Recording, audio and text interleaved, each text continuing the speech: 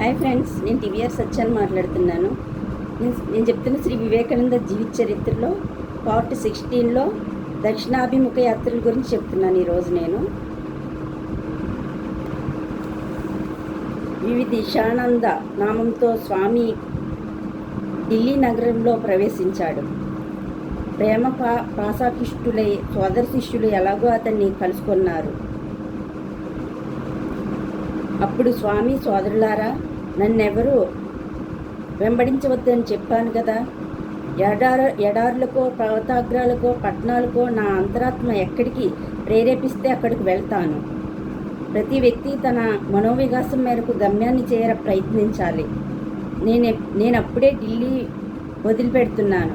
నేను ఇప్పుడే ఢిల్లీ వదిలిపెడుతున్నాను. నన్ను అనుసరించవద్దు అని ఇది నా ఆజ్ఞ అని పలికి కొన్ని రోజులయ్యాక రాజపుత్ర స్థానంలోని అల్వార్ నగరానికి బయలుదేరాడు. 1891 సంవత్సరం మాఘమాసారంభంలో ఒక ప్రాతకాలాన అల్వార్ స్టేషన్లో దిగి రాజమార్గాన్ని బట్టి పురప్రవేశం చేసి ఒక వంగదేశస్థుడిని చూసి మాతృభాషలో ఇక్కడ సన్యాసులు బస చేయడానికి స్థలం ఉందా అని అడిగాడు. స్వామి అపూర్వ ముఖ వికాసాన్ని చూసి అతడు వినమ్రుడై ప్రణామం చేసి బజారు మధ్యలో ఒక మేడ మీద గదిలోకి స్వామిని పిలుచుకు వెళ్ళి, మహాత్మా, ప్రస్తుతం ఇక్కడ ఉండండి అంటూ అక్కడ ఉన్నత పాఠశాలలో ఉపాధ్యాయుడైన ఒక మిత్రుడి వద్దకెళ్ళి మౌల్వీ సాహెబ్ వంగదేశస్థుడైన ఒక స్వామి అర్థించాడు. అలాంటి మహాత్ముని నేనెన్నడూ చూసింది లేదు, వచ్చి చూడండి అన్నాడు. తర్వాత ఆ ఇద్దరు స్వామిని దర్శించారు. మౌల్వీ సాహెబ్ స్వామికి సలాం చేయగానే స్వామి ప్రేమపూర్వకంగా అతన్ని తన వద్ద కూర్చోబెట్టుకుని మత విషయాల గురించి ప్రసంగిస్తూ ఖురాన్ గురించి ఇలా అన్నాడు. ఖురాన్లో ఉన్న ప్రత్యేకత ఇది. 1100 ఏళ్ల నుంచి నేటి వరకు ఖురాన్ ఎలాంటి మార్పు లేకుండా ఒకే రీతిలో నిలిచి ఉంది. దానిలో ఎలాంటి రక్షిస్తాలు కనిపించవు. మౌల్వీ సాహెబ్ మిత్రుడు స్వామి ప్రతిభను గాంచి ముక్తులే అక్కడి నుంచి తమ ఇళ్లకు వెళుతూ దారిలో అగుపడ్డవారి కల్లా తాము చూసిన మహాత్ముని గురించి తెలిపారు. హిందువులు మహమ్మదీయులు గుంపులుగా వచ్చి స్వామిని దర్శించుకోసాగారు. స్వామి వారితో ప్రసంగిస్తూ విద్యాపతి, చండీదాసు, రామప్రసాదు మొదలైన మహాభక్తుల కీర్తనలను గానం చేసి శంకర, రామానుజ, చైతన్యాది మహాపురుషుల పరమాదర్శాలను వెల్లడించి వేదాంత రహస్యాలను బోధించి శ్రోతలను దివ్యావేశపూర్తులను గావించసాగాడు. స్వామి పేరు అల్వార్ నగరంలో మారుమోగింది. ఎక్కడ చూసినా స్వామి వర్ణనే అతడి గోష్ఠియే. చివరకు అంతమంది జనం స్వామిని దర్శించడానికి అక్కడ చోటు సరిపోక అల్వార్ సంస్థానంలో ఒక ముఖ్య ఉద్యోగి అయిన శంభునాథ పండితుడి ఇంటికి స్వామి బస తరలించబడింది. ఎల్లవేళలా తన కోసం నిరీక్షించుకుంటూ ఉన్న హిందువులను, మహమ్మదీయులను అందరినీ స్వామి ఆధారంతో చూసుకుంటూ వారి ప్రశ్నలకు అన్నిటికీ సదుత్తరాలు ఇవ్వసాగాడు. ఒకడు అప్రస్తుతంగా, స్వామి, మీ కులం ఏది అని ప్రశ్నించగా, జనం తనను బ్రాహ్మణుడిని భావించడానికి అవకాశం ఉన్నా సన్యాసులు ఇలాంటి ప్రశ్నలకు జవాబు ఇవ్వటం అనావశ్యకమైన స్వామి వెంటనే ఇది కాయస్థ శరీరం అని అన్నాడు. మరొకడు కాషాయ వస్త్రాలు ఎందుకు ధరించారు అని అడుగగా, ఇది భిక్షకుల వేషం కాబట్టి. నేను తెల్లని వస్త్రాలు ధరిస్తే బిచ్చగాళ్ళు వచ్చి యాచిస్తారు. స్వతహా భిక్షకుడినైన నేను వారికి ఏమి ఇవ్వలేకపోతూ ఉన్నందుకు పరితపించవలసి వస్తుంది. నేను భిక్షకు వేషం ధరిస్తే భిక్షకులు ఎవరు వచ్చి నన్ను యాచించరు కదా అంటూ సహేతుకంగా చమత్కరించాడు. మరొకప్పుడు భగవదారాధన గురించి ప్రసంగిస్తూ ఆనందాశ్రువులు నేత్ర కమలాల నుంచి జాలువారగా తల్లి తల్లి అంటూ స్వామి ధ్యాన నిమగ్నుడు అయ్యాడు. స్వామి భక్త్యావేశాన్ని చూసి పులకాంకితులై అర్ధరాత్రి అయిన జనం ఇళ్లకు మరలేవారు కాదు. అలా సమావేశమైన వారిలో స్వామి కొందరికి మంత్రోపదేశం చేశాడు. అల్వార్ నగరంలో స్వామికున్న మిత్రులందరిలో మౌల్వీ సాహెబ్ ముఖ్యుడు. ఒకరోజైనా తన ఇంటికి ఆహ్వానించి స్వామికి భిక్ష చేయాలని అతడి అభిలాష. స్వామికి ఎలాంటి అభ్యంతరము ఉండదని తెలిసి శంభునాథజీ అంగీకరించడని భయపడి అతడి వద్దకెళ్ళి ఇలా విన్నవించాడు: బాబాజీకి రేపు మా ఇంట భిక్ష చేయ అనుగ్రహించండి. ఉపకరణాలన్నింటినీ బ్రాహ్మణులతో శుద్ధి చేయిస్తాను. బ్రాహ్మణులతోనే వడ్డింపులు చేయిస్తాను. ఈ యవనుడు స్వామి భుజిస్తూ ఉంటే మాత్రం ఒక్కసారి చూసి తృప్తి చెందుతాడు. శంభునాథ పండితుడు నవ్వి, స్వామీజీ ఫకీరు ముక్తసంగుడు, నువ్వు ఎలాంటి ఏర్పాటు చేసినా సరే అన్నాడు. మౌల్వీ సాహెబ్ స్వామికి ఆతిథ్యం ఇచ్చి ధన్యుణ్ణైనానని సంతోషపడ్డాడు. మహమ్మదీయులు అనేకులు ఇలాగే స్వామికి ఆతిథ్యం ఇచ్చారు. అల్వార్ మహారాజు దివాన్ రామచంద్రజీ స్వామిని గురించి విని పాశ్చాత్య మోహానికి లోనవుతూ ఉన్న తమ మహారాజు స్వామి సంసర్గంతో మారతాడని యోచించి మహారాజును రావించి స్వామిని దర్శింపచేశాడు. అప్పుడు రాజు, స్వామీజీ మహారాజ్, మీరు గొప్ప పండితులని విన్నాను. ఉద్యోగం చేస్తే వలసినంత ధనం అనాయాసంగా ఆర్జించవచ్చు కదా, ఎందుకు ఈ యాచక వృత్తిని ఆశ్రయించారు అని అడిగాడు. స్వామి వెంటనే, మహారాజా, వేడుకలని ఎప్పుడూ పాశ్చాత్య సంసర్గంలో మీరు కాలం గడుపుతూ రాజకార్యాలను ఎందుకు పట్టించుకోవడం లేదో ముందు నాకు చెప్పండి అని సాక్షేపంగా అడిగాడు. స్వామి సాహసానికి సభ్యులు నిశ్చేష్టులయ్యారు. మహారాజు కాస్త నిదానించి, ఎందుకో చెప్పలేను, కానీ నాకది ఇష్టం కాబట్టి అన్నాడు. అయితే నేను ఇష్టం మేరకే సన్యాసిని సంచారం చేస్తున్నానని గ్రహించండి అని స్వామి ప్రత్యుత్తరం ఇచ్చాడు. తర్వాత మహారాజు, బాబాజీ మహారాజ్, విగ్రహారాధనలో నాకు నమ్మకం లేదు, నా గతి ఏమవుతుంది అని అడిగాడు. స్వామి కాస్త కోపంతో, నాతో హేళన చేస్తున్నారా అని పలకగా, కాదు స్వామీజీ, నిజానికి నేను ఇతరుల మాదిరి రాయి, రప్ప, కర్ర, మట్టి మొదలైన వాటిని అర్చించలేను. దీనివల్ల జన్మాంతరంలో నాకు అధోగతి వాటిల్లుతుందా అని మళ్ళా తర్కించాడు. అప్పుడు ప్రత్యక్షంగా విగ్రహారాధనను సమర్థించి రాజుకు గుణపాఠం నేర్పడానికి స్వామి రాజు ఛాయాచిత్ర పటాన్ని ఒకదాన్ని తెప్పించి దివాన్ని పిలిచి, దీని మీద ఉమ్ము వేయండి అన్నాడు. భయంతో అందరూ గడగడ వణకసాగారు. స్వామి మళ్ళా, దీని మీద ఉమ్మండి, మీలో ఎవరైనా సరే, ఇదొక కాగితపు ముక్కే కదా అంటూ గంభీరంగా పలికాడు. దివాను నిశ్చేష్టుడయ్యాడు. రాజును దివాన్ను సభ్యులు మార్చి భయభ్రాంతులే చూడసాగారు. భయాందోళనలు తనకు కలగగా దివాన్కు ఏమీ తోచక, స్వామీజీ, నన్ను మీరు ఏం చేయమంటున్నారు? ఇది మా మహారాజు రూపం కదా అన్నాడు కంఠస్వరం పెద్దది చేసి. అప్పుడు స్వామి ఇలా అన్నాడు, కానీ స్వయంగా మహారాజు ఈ ఛాయాచిత్రంలో లేడే. మహారాజు శరీరం కానీ, రక్తం కానీ, ఎముకలు కానీ దీనిలో లేవే. ఇది మహారాజులా మాట్లాడదే, కదలదే. అయినా మహారాజు మీద మీకున్న గౌరవంతో మహారాజు రూపచ్ఛాయ అయిన దీని మీద ఉమ్మటానికి వ్యతిరేకించారు. దీని మీద ఉమ్మటం మీ రాజును అఘోరపరచటమని మీకు తట్టింది. తర్వాత స్వామి రాజుకేసి తిరిగి ఇలా పలికాడు, మహారాజా, చూసావా, ఈ ఛాయాచిత్రం నువ్వు కాకపోయినా నువ్వే అయినావు. ఛాయాచిత్రం చూసేసరికి వారికి నువ్వు దానిలో కనిపించావు.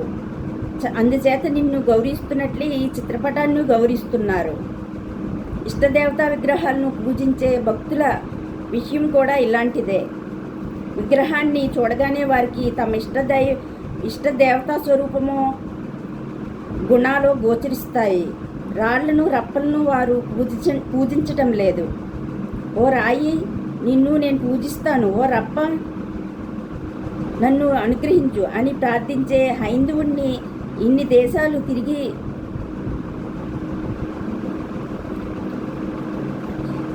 దేశాలు తిరిగినాక కానీ ఎక్కడా చూడలేదు.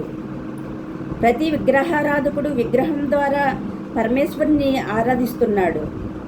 వారి వారి మనోభావాల మేరకు, పరిజ్ఞానం మేరకు భగవంతుడు వారికి గోచరమవుతాడు. అయినా ఇది నా అభిప్రాయం. సుమా రాజా, ఈ మాటలు వినగానే మహారాజు మంగళసింగు చేతులు జోడించి, స్వామీజీ, తమ అనుగ్రహంతో విషయం నేడు బోధపడింది. ఈ దీనుణ్ణి కరుణించండి అంటూ ప్రార్థించాడు. అప్పుడు స్వామి కరుణించేవాడు అతడొక్కడే. కరుణాపయోనిధి అయిన ఆ భగవంతుని ప్రార్థించండి, నీ పట్ల అతడు దయ చూపుతాడని సభ నుంచి సెలవు తీసుకున్నాడు.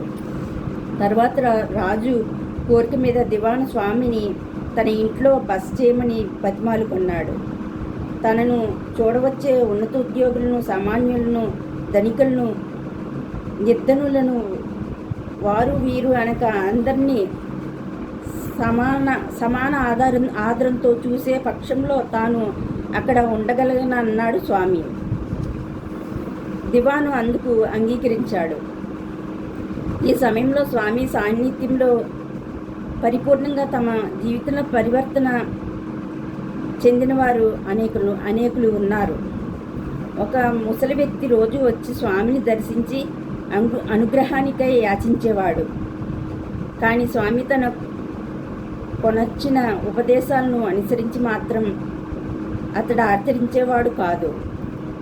ప్రతిసారి అంతకంటే సులభోపాయాన్ని చెప్పండి అనేవాడు. ఒకరోజు ఆ ముసలివాడు వచ్చి మాట్లాడేసరికి స్వామి మౌనం పాటించి ఇతరులకు కూడా జవాబు ఇవ్వక ఊరుకున్నాడు. అలా అర్ధయామం గడిచింది. కోపగించి ఆ వృద్ధుడు సనుగుకుంటూ వెళ్ళిపోతుంటే స్వామి పక్కున నవ్వాడు.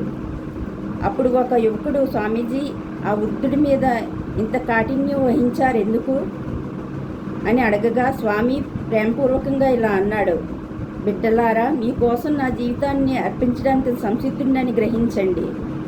ఎందుకంటే మీకు నా బోధనలను అనుసరించే శక్తి ఉంది, ఇచ్ఛా ఉంది. కానీ ఈ వృద్ధుడు జీవితమంతా విషయభోగాల కోసం వెచ్చించి ఇప్పుడు ప్రాపంచిక భోగాలకు కానీ పారమార్థిక సాధనలకు కానీ ఆసక్తుడై అడిగినదే తడువుగా భగవదనుగ్రహం లభిస్తుందని అనుకుంటున్నాడు. పాపం, కావలసింది పురుషకారమని గ్రహించండి. పురుషకార విహీనుడికి పరమేశ్వరానుగ్రహం లభించడం కల్లా. మహావీరుడైన అర్జునుడు తన పౌరుషాన్ని కోల్పోయే సమయంలో శ్రీకృష్ణుడు అతన్ని నిస్సంగ బుద్ధితో స్వధర్మాన్ని అనుష్ఠించమని ఆదేశించి, నిష్కామ కర్మాచరణం వల్ల చిత్తశుద్ధి, కర్మ పరిత్యాగ ఫలము, భగవతేకార్పిత బుద్ధి సిద్ధిస్తాయని ఉపదేశించాడు. కాబట్టి యువకులారా, ధీరులై బలాన్ని సంపార్జించండి. దర్జనుడైన బలోపేతుడు నాకు మాన్యుడు. ఎందుకంటే తన బలంతో దౌర్జన్యాన్ని,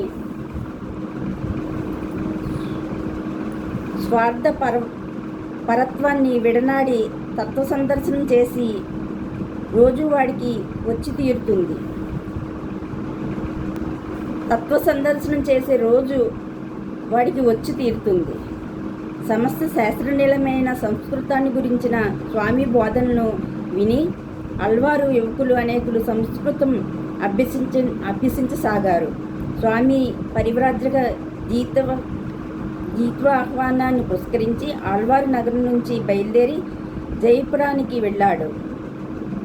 ఇక్కడే స్వామి పరివ్రాజక ఛాయాచిత్రం తీయబడినది.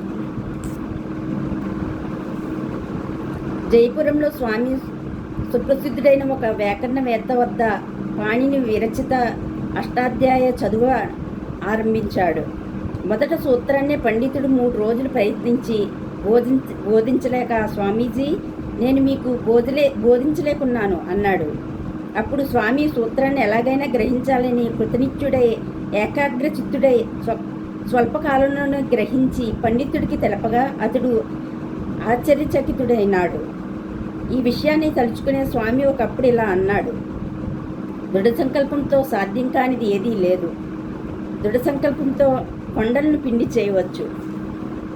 జైపురం నుంచి అబూ పర్వతానికి వెళ్ళి స్వామి అక్కడ ఒక గుహలో కొంతకాలం తపస్సు చేశాడు. అక్కడి నుంచి క్షేత్రి మహారాజును కలుసుకుని తన నిరుపమాన తత్వబోధన ప్రావీణ్యంతో మహారాజుని వివస్సుని గావించాడు. స్వామి పట్ల ఏర్పడ్డ అఖండ భక్తి చేత శిష్యుడై మహారాజు స్వామి పాదాలు ఒత్తుతూ ఉండేవాడు. స్వామి అక్కడ నారాయణదాసు అనే మహాపండితుడి వద్ద మళ్ళా పాతంజల మహాభాష్యం చదవనారంభించాడు. తాను ఊహించని ప్రశ్నలు వేయటము, స్వామే వాటికి జవాబులు చెప్పవలసి రావటము చూసి పండితుడు, స్వామీజీ, ఇక మీకు బోధించిన అవసరం లేదు. నాకు తెలిసినదంతా మీకు కరతలామకమైనది అన్నాడు. స్వదేశ పురోభివృద్ధికై ప్రకృతి శాస్త్ర పరిశోధనలు ఆవశ్యకాలని తత్వబోధనాన్ని శాస్త్ర విజ్ఞానంతో మేళవించి స్వామి క్షేత్రి మహారాజుకు బోధించాడు. మహారాజు పుత్ర సంతాన ప్రాప్తికే వరమొసగమని ప్రార్థించగా స్వామి ఆశీర్వదించాడు. స్వామి ఇలా రాజభవనంలోనే కాలం గడిపాడని భావించరాదు. తరచూ దరిద్రనారాయణ ఇళ్లలో వెళ్ళి బోధిస్తూ మహారాజుల పట్ల చూపిన లక్ష్యానురాగాల్నే సర్వుల పట్ల కనబరిచాడు. అక్కడి నుంచి స్వామి లబ్ధి నగరానికి తెంచి ఒక మఠంలో బస చేశాడు. అక్కడి క్షుద్ర దేవతోపాసకులైన సాధువులు బ్రహ్మచర్యాన్ని విసర్జించి తమ సాధకులకు తోడ్పడమని స్వామిని నిర్బంధించసాగారు. ఆ దుర్మార్గులు తనను హత్య చేసిన బ్రహ్మచర్యాన్ని విడవరాదని నిశ్చయించుకొని స్వామి అక్కడి నుంచి బయలుపడే మార్గం అన్వేషించసాగాడు. సంకల్ప సిద్ధులు కదా మహాత్ములు. ఒక బాలుడు తరచు వచ్చి స్వామిని దర్శించేవాడు. అతడు ఆ సమయానికి రాగానే స్వామి తన పరిస్థితులను ఒక చీటీ మీద రాసి మహారాజుకు కబురు పంపాడు. వెంటనే మహారాజు సైనికులు వచ్చి స్వామిని కాపాడారు.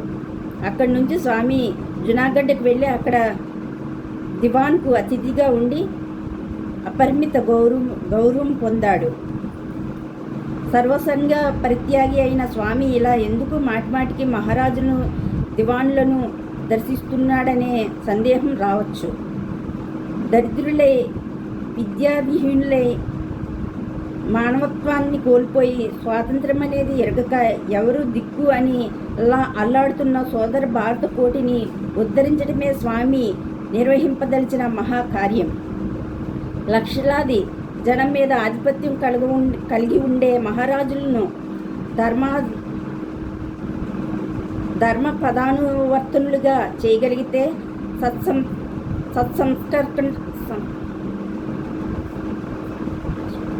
సత్సంస్కరణల చేత ధార్మిక ప్రతిష్టాపనల చేత ఉచిత విద్యా విధానాల చేత వారు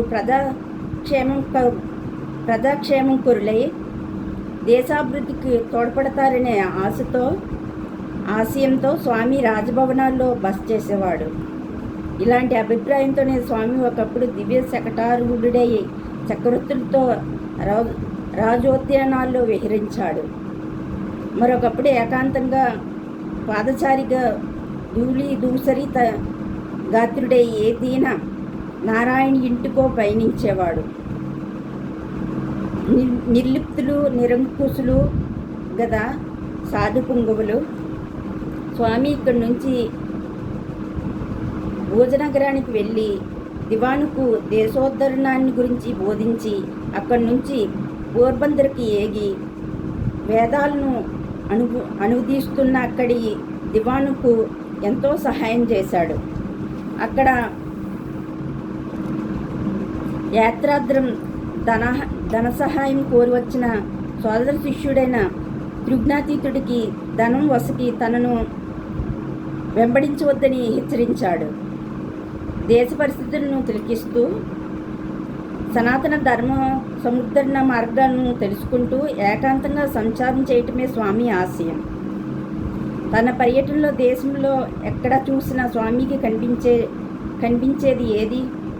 పూర్వాచారపరాయణుల ఛాందసం, సంస్కర్తల సంకుచిత భావాలు, ప్రజల పాశ్చాత్య వ్యామోహం, వీటిలో ఏర్పడే పరస్పర కక్షలు, కార్పణ్యాలు, కలహాలు భారత జాతీయ నామమాత్రావశిష్టమై నిర్జీవమై కళావిహీనమై స్వామికి కానవచ్చింది. ఇలాంటి సమయంలో భారతీయ విజ్ఞానాన్ని పునరుద్ధరించాలంటే మున్ముందు సనాతన ధర్మోన్నత్యాన్ని పాశ్చాత్య ప్రపంచం చేత గుర్తింప చేయటం విధాయకమని స్వామి అది తన విధి అని విశ్వసించాడు. తర్వాత స్వామి పునా నగరానికి వెళ్ళి ఖ్యాతి వహించిన బాలగంగాధర్ తిలక్ మహాశయుడికి అతిథిగా అతడితో అనేక విషయాల గురించి చర్చించాడు. అక్కడి నుంచి లింబ్డి కొల్హాపూర్ మహారాజును దర్శించి వారికి ధర్మదీక్ష కలిగించి దక్షిణ దేశానికి బయలుదేరాడు. మైసూర్ మహారాజైన చామరాజేంద్ర ఒడయ్యరు అలాంటి ఈ వైభవాన్ని, జగన్మోహన రూపాన్ని, సర్వతోముఖ పాండిత్యాన్ని, పారమార్థిక సంపదైభవాన్ని చూసి సమ్మోహితుడై స్వామిని అఖండంగా గౌరవించాడు. అతడి దివాను ఒక పండిత మహాసభ చేసి స్వామిని ఆహ్వానించగా స్వామి వేదాంత బోధనను వక్తృత్వాన్ని గాంచి పండితులు పరవశులైనారు. దివాను అమిత సంతుష్టుడై స్వామికి వేణవేలు చేసే కానుకలను సమర్పించి చూశాడు. కానీ సర్వసంగ పరిత్యాగ చక్రవర్తి అయిన స్వామికి ఏం కావాలి? నీలైన ఒక పొగచుట్ట గైకొని స్వామి సంతుష్టాతరంగుడయ్యాడు. స్వామి అభిమతం ఎలాంటిదైనా నెరవేర్చడానికి సంసిద్ధుడని మహారాజు చెప్పగా స్వామి తన మహోద్యమాన్ని గురించి ముచ్చటించాడు. వేదాంత మతబోధనార్థం పాశ్చాత్యానికి వెళ్ళటానికి అయ్యే వ్యయాన్ని ఇవ్వటానికి మహారాజు వెంటనే అంగీకరించినా స్వామి కారణాంతరంతో సమ్మతించలేదు. మహారాజు కోరిక మేరకు స్వామి తన దివ్యవచనాలను కొన్నిటిని గ్రామఫోన్ రికార్డుకు వసగాడు. ఇప్పటికే అది మహారాజు భవనంలో ఉంది. కాల ప్రవాహంతో మాటలు మాత్రం అస్పష్టాలైనాయి. మహారాజు స్వామికి పాదపూజ చేయ సంకట్టాడు. కానీ స్వామి అంగీకరించలేదు. తర్వాత కొచ్చి రాజ్యానికి వెళ్ళి మహారాజుకు మతబోధ గావించి అక్కడి నుంచి రామేశ్వరం, కన్యాకుమారిని దర్శించాడు. సముద్రాన్ని ఈది కన్యాకుమారి అగ్రంలోని శిలాతలం మీద ఆసీనుడే స్వామి యావత్ భారతదేశాన్ని, దేశ చరిత్రను స్మరించి ధ్యాన నిమగ్నుడయ్యాడు. ఆ సమయంలో స్వామి హృదయంలో పొంగిపొరలిన భావతరంగాలు ఎలాంటివో ఎవరు వర్ణించగలరు?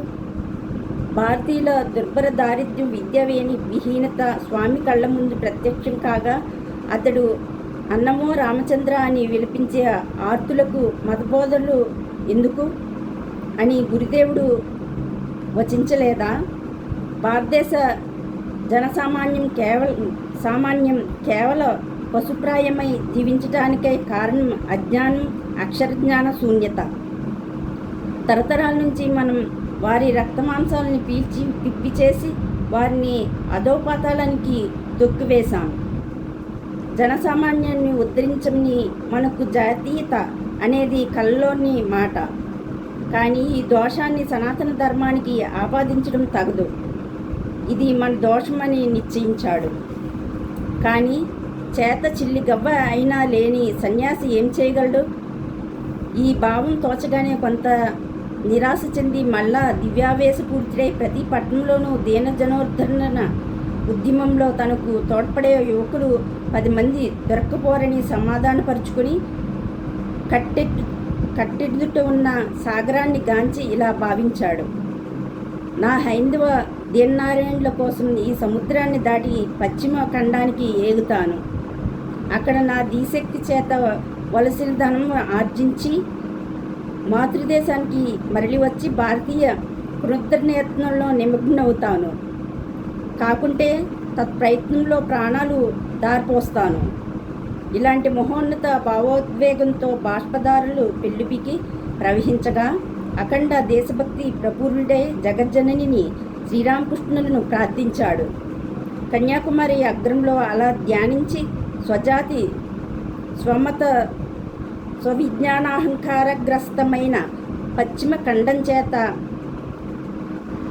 సనాతన ధర్మస్వరూపమైన భారతీయ విజ్ఞానాన్ని అర్పింపచేస్తాను అని స్వామి ప్రతినబూనాడు. ఓకే ఫ్రెండ్స్, స్వామి వివేకానంద జీవిత చరిత్రలో పార్ట్ 16 అయింది. నెక్స్ట్ పార్ట్ 17 చెప్తాను. నేను చెప్తున్న శ్రీ వివేకానంద జీవిత చరిత్రలో ఏమైనా మిస్టేక్స్ ఉంటే దయచేసి నాకు క్షమించండి. మీకు నచ్చినట్లయితే లైక్ చేయండి, షేర్ చేయండి, సబ్స్క్రైబ్ చేయండి. నా ఛానల్ పేరు Venkata Tadi. Okay friends, thank you, bye.